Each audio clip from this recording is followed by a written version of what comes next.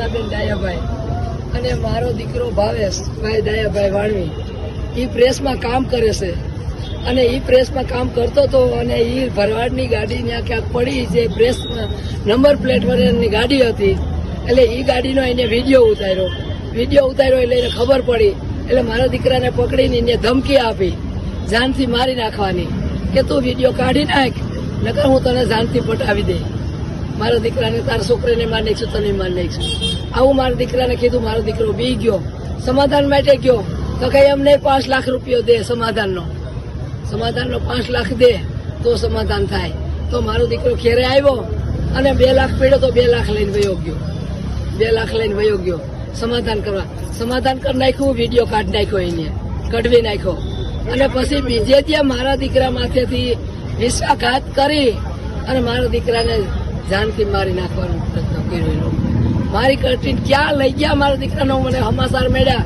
કે એને ઉપાડી ગયા હું ઠેકાણે ગઈ તો મારા દીકરાનું લોહી લેવાનું હતું મારો દીકરો ત્યાં નહોતો એટલે મને મારા સમાજ પાસે હું એટલી માંગ કરું છું કે મારા દીકરાને મને ન્યાય અપાવે અને મને રૂપિયાનો ઢગલો કહેશે તો હું સમાધાન માટે નહીં આવું કરોડો રૂપિયાના ઢગલા કહેશે તો મારે રૂપિયા નથી જોતા મારા દીકરાનો ન્યાય જોઈએ છે મારો પરિવારનો મને ન્યાય જોઈએ છે હું સમાધાન માટે અમારી વગર નરેન્દ્ર મોદી આવી છે ને તો હું સમાધાન માટે નહીં આવું.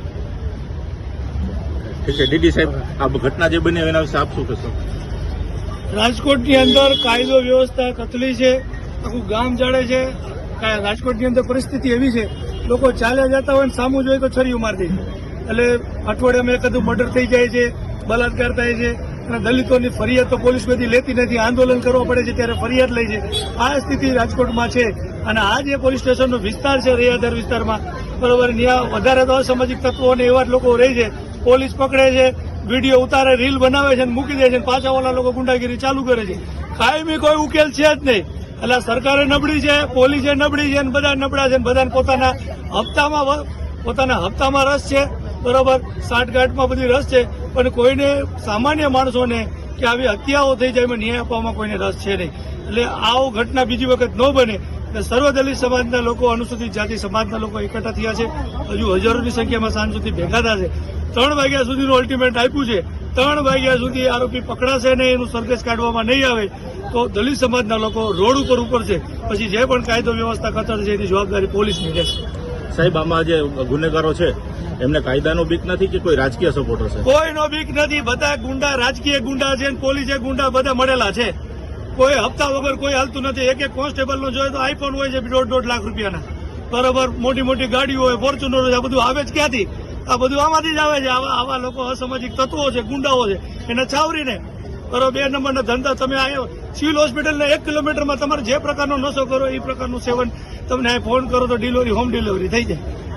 પોલીસ કમિશનરના એના વિસ્તારની આજુબાજુ 1 કિલોમીટરમાં ગમીને તમે માંગો જે તમારા પ્રકારનો નશો કરવો હોય એ મળે છે. અસામાજિક તત્વો તમે જો સાંજે ચાની હોટલે જ્યાં હોય ને ઉભા જ હોય છે, બરોબર. કોઈ કાંઈ ધ્યાન, હમણાં જે કાંઈ કાળા કલરની, બરોબર, કાચી ગાડી ગયા છે, પોલીસ સામે જોવા કોઈ કાંઈ કરતું જ નથી. કોઈને કાંઈ પડી નથી. બધાને પોતાની નોકરી સાચવવી છે, રાજકારણ કરવું છે, પૈસા કમાવા છે.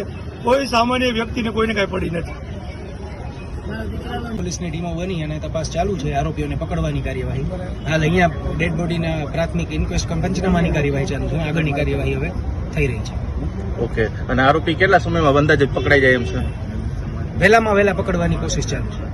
અચ્છા, નહીં પકડાય તો લોકો એવી રીતે કહી છે કે અમે બોડી નહીં સ્વીકારી? એ એમના જોડે ચર્ચા ચાલુ છે. એમની રજૂઆતોને અમે સાંભળી રહ્યા છીએ અને એમની વેદના પણ સાચી છે અને એ રીતે અમે ઉપરી અધિકારીને પણ રજૂઆત કરી દીધી છે. આગળની કાર્યવાહી જે રીતે થાય એ રીતે જાણ કરવામાં આવશે. Thank you.